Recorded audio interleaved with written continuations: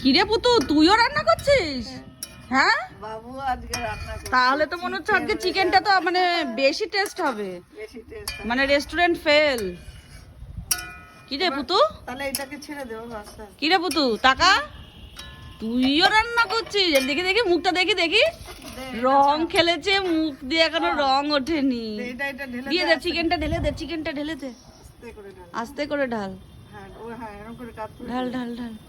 বাবা পুতুও রান্না শিখে গেল, কি অবস্থা!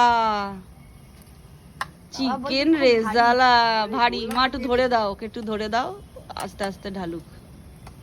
দাঁড়াও দাঁড়াও দাঁড়াও। বারে বাহ, গুড, দারুন। নাও নাড়ো নাড়ো নাড়ো নাড় নাড়, একটু কাছে যা। একটু কাছে। নাড়তে পারছি না। মা নাড়তে পারবে না, দিয়ে দাও। এরকম করে নাড়বে, দেখো এরকম। এই যে এই সামনের থেকে নিয়ে এরকম করে দিও, এরকম করে। তা আওয়াজটা বন্ধ হয়ে গেল। তা তো হবে, এই মাত্র চিকেন ঢালো না। বাহ, দেখি ঢাল, নাড়। হ্যাঁ এই তো, মেয়েদেরকে এসব শিখাতে হয় না, মেয়েদেরকে একটু মানে দেখিয়ে দিলেই পেরে যায় একবারে।